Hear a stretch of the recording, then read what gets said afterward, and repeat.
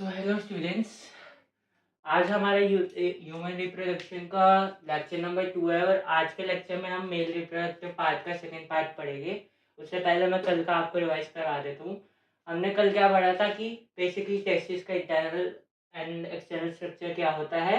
Internal में हमारा जो जैसे आप मान लीजिए टेस्टिस है तो वो एक पाउच से कवर होती है, जैसे एक जिसको हम स्क्रोटम कहते हैं, जो कि टेस्टिस का जो टेम्परेचर है वो बॉडी टेम्परेचर से 2-3 डिग्री कम कर देता है, जिसकी वजह से स्पर्मेटोजेनेसिस होता है। इसके बाद टेस्टिस का इंटरनल स्ट्रक्चर पढ़ा था हमने, जिसके अंदर जो टेस्टिस होती है, एक टेस्टिस में हमारे 200 से 250 तक टेस्टिकुलर लोब्यूल्स होते हैं और इन टेस्टिकुलर लोब्यूल्स में हमारे सेमनीफेरस टिब्यूल्स होते हैं।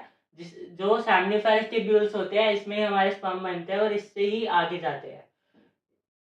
इसके बाद हमने पढ़ा था कि सेमनीफेरस टिब्यूल से हमारे वास डिफरेंस तक कैसे जाते हैं। सेमनीफेरस टिब्यूल से ही हमारे पहले जाएंगे रीटी टेस्टिस में, ये जो सर्कुलर स्ट्रक्चर है हमारे, ये रीटी टेस्टिस है। इसके बाद लॉन्ग लाइन लाइक स्ट्रक्चर में जाएंगे जो कि हमारा वासा एफरेंशिया है। फिर वासा एफरेंशिया से ये एपिडिडाइमस में जाएंगे, यहाँ जहाँ इनकी मैच्योरेशन होएगी। सेमनीफेरस टिब्यूल्स में भी एक पर्टिकुलर प्रोसेस होते हैं जिसकी वजह से हमारे जो स्पर्मेटोजोआ स्पर्म है वो बनते हैं। तो ये बेसिकली पूरा डायग्राम है। इसके बाद ये एम्पुलरी डक्ट है। एम्पुलरी डक्ट और वास डिफ्रम मिलकर हमारी इजैकुलेटरी डक्ट बनाते हैं, जिसके थ्रू हमारा ये यूरेटस में जाता है स्पर्म। इसके बाद एक बार इसका डायग्राम का स्क्रीनशॉट ले लीजिए। इसके बाद मैं आपको बताता हूँ, एक बार वापस रिवाइज करवाता हूँ सेमनीफेरस टिब्यूल्स का।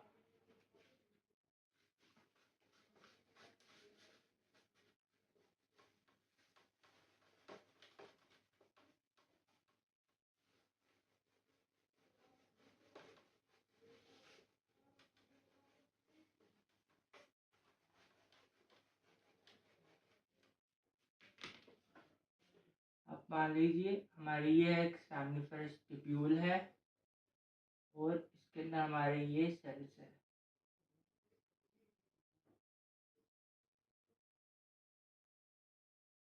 या फिर ये आप ऐसे भी ड्रॉ करके देख सकते हैं।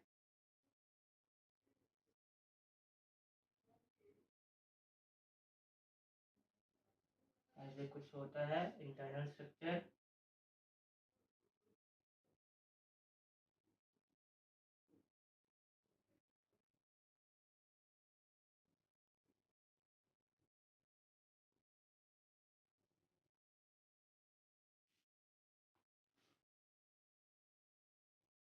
आप मान लीजिए अब इसके अंदर हमारा ये जो सेल्स होते हैं ये होते हैं हमारे मेल जर्म सेल्स या फिर स्पर्मेटोगोनिया।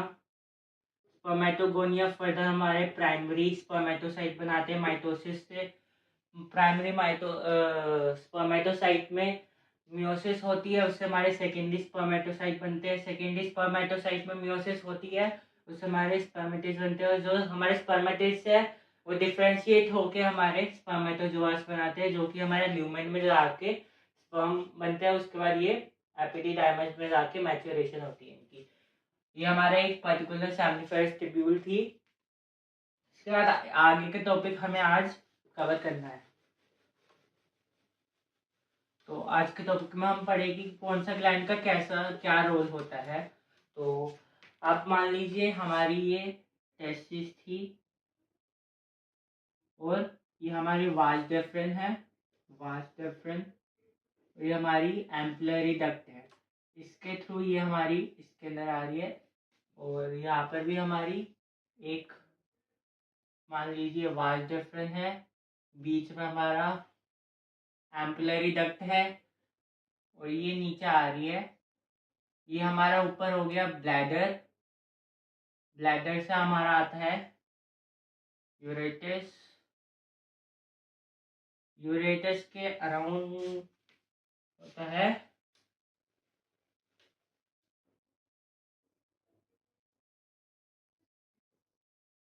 यूरेटस के अराउंड कुछ टिश्यू होता है, कॉर्पस स्पॉन्जियोफोरम एंड कॉर्पस जो भी होता है, तो ये हमारी ओपनिंग होती है। तो आप मान लीजिए हमारा ये यूरेटस है, ये एम्पुलरी डक्ट से वाज एफर मिलकर हमारी एजैकुलेटरी डक्ट बन जाती है। एजैकुलेटरी डक्ट जिसके अंदर हमारे स्पर्म जो है वो एजैकुलेट होते हैं और एजैकुलेटरी डक्ट डायरेक्टली हमारी यूरेटस से ज्वाइन होती है और इसके अराउंड हमारे दो वेसिकल्स होते हैं जिन्हें हम सेमिनल वेसिकल्स कहते हैं। Seminal vesicles.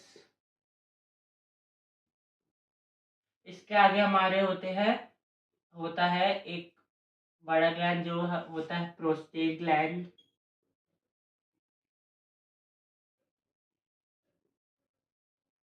प्रोस्टेट ग्लैंड के बाद हमारा होते हैं बल्बो यूरेथ्रल ग्लैंड्स।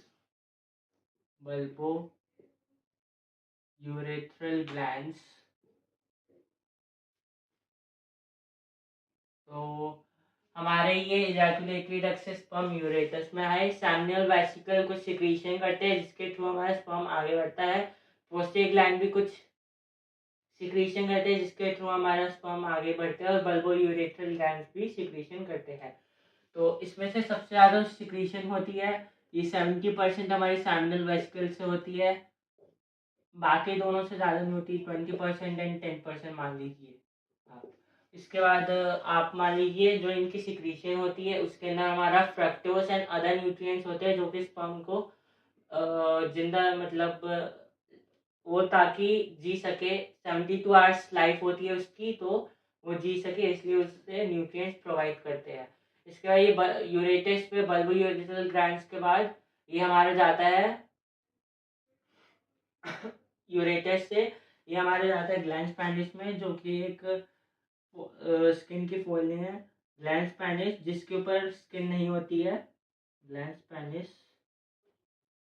और इसके थ्रू हमारे स्पर्म बाहर आते हैं और ये जो हमारा ग्लैंड पैनिस है इसके थ्रू ही हमारा यूरिनेशन भी होता है। ये जो हमारा यूरेट्रा या यूरेटस है ये डायरेक्टली ग्लैंड पैनिस से ओपनिंग होती है। इसके बाद आप मान लीजिए जो बल्बो यूरेथ्रल ग्लैंड्स है ये, एक मिनट रुकिए, प्रोस्टेट ग्लैंड और ये calcium minerals and enzymes provide करते हैं और बल्बो यूरेथ्रल ग्लैंड होते हैं हमारे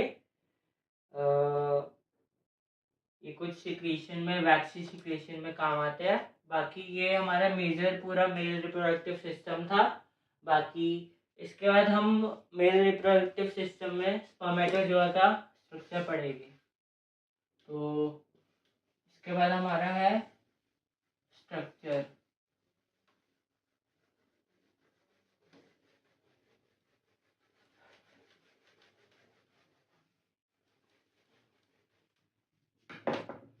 आप मान लीजिए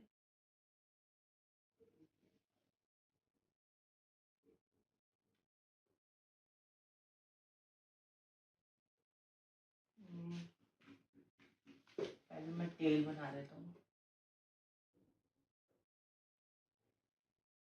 या फिर फ्लैजिला कहो आप इसे।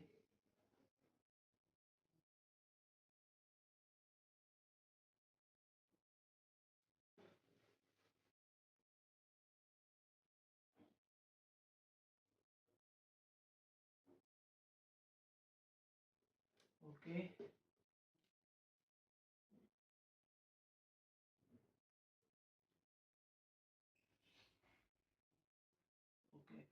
तो आप मान लीजिए अब ये जो हमारे ये रीजन होता है ये हमारा हेड रीजन होता है। हेड ये होता है हमारा मिडिल पीस, मिडिल पीस, और ये होता है हमारा टेल।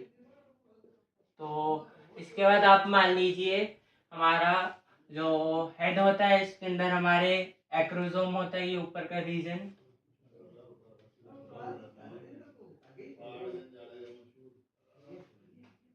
इसके बाद एक्रोसोम में हमारे कुछ एंजाइम्स होते हैं जो कि ओवम में जो हमारे जेनो पेलुसिडा जो लेयर होती है उसे डिसॉल्व करने में हेल्प करते हैं। तो वो हम फीमेल रिप्रोडक्टिव सिस्टम में पढ़ेंगे। इसके बाद हेड जो होता है हमारा ये गोल्जी बॉडी को मॉडिफाई हो जाती है, मतलब या फिर तो वो डिसअपियर हो जाती है, क्योंकि इसके अंदर गोल्जी बॉडी कहीं नहीं होती। तो वो हमारा हेड जो होता है वो एक तरीके से गोल्जी बॉडी का एडवांस वर्जन होता है। इसके बाद जो हमारा मिडिल पीस है, इसके अंदर हमारी होती है माइटोकॉन्ड्रियल शीट। आप मान लीजिए ये हमारे माइटोकॉन्ड्रिया है, और ये माइटोकॉन्ड्रिया आपस में जुड़े हुए होते हैं और ये एक शीट बना देते हैं, जो कि हमारे स्पर्म को एनर्जी देने का काम करते हैं। इसके बाद जो हमारे टेल है, एक तरीके से हमारा फ्लैजिला होता है,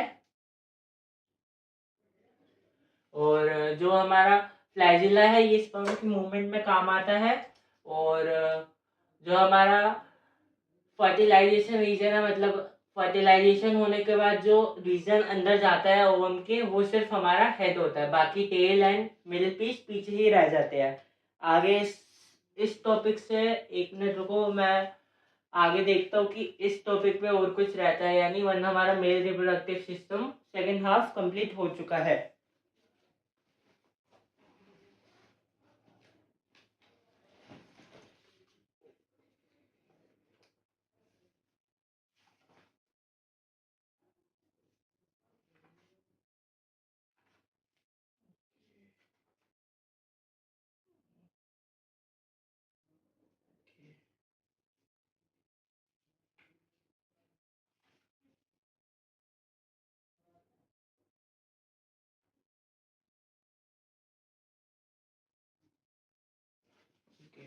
तो हमारा ये खत्म हो चुका है।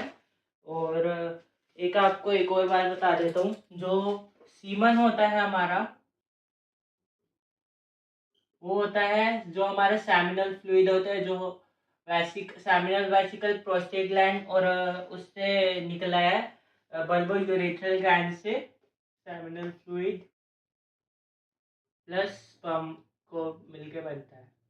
और यही जो सीमेन है ये ट्रेवल करता है फीमेल वजाइना के थ्रू हमारा फेलोपियन ट्यूब में, और फेलोपियन ट्यूब में फर्टिलाइजेशन करता है। इसके बाद मेल पार्ट तो यहीं पे कंप्लीट होता है, फीमेल पार्ट आपको नेक्स्ट वीडियो में स्टार्ट करवा दूंगा मैं। तब तक के लिए धन्यवाद, लाइक शेयर सब्सक्राइब करते रहिएगा।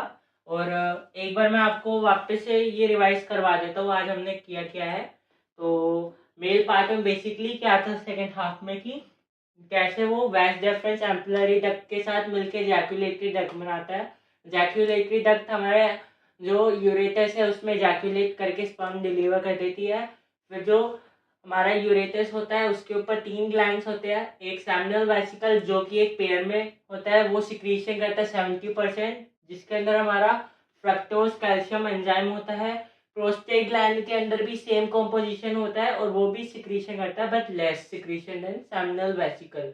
और जो बल्बो यूरेथ्रल ग्लैंड है वो लुब्रिकेशन और पैनिस में भी काम आता है, और वो भी थोड़ी बहुत सिक्रीशन कर देता है। उसके बाद वो हमारा जो यूरेटस है वो यूरेथ्रल ओपनिंग के थ्रू हमारा यूरिन एंड जो हमारा सीमन है सेमिनल फ्लूइड प्लस स्पर्म वो बाहर निकलता है। और इसके ऊपर जो हमारा जो फोल्ड होता है उसे हम ग्लैंड्स पेनिस कहते हैं। इसके बाद स्पर्म के स्ट्रक्चर में क्या कि एक हेड होता है, एक मिडिल पीस होता है और एक टेल होती है या फ्लैजिला। हेड में हमारा एक्रोजोम होता है जिसके अंदर हमारे एंजाइम्स प्रेजेंट होते हैं, जो कि जोना पेलोसिटा और अदर वॉल्स ऑफ ओवम को डिसॉल्व करने में काम आते हैं। हेड का और कोई काम नहीं है, इसके अंदर न्यूक्लियस होता है एक बस, जो कि जिसका जो एन नंबर होता है वो हैप्लॉइड होता है, क्योंकि ये ओवम हैप्लॉइड ओवम से फर्टिलाइज करके 2n नंबर बना देगा।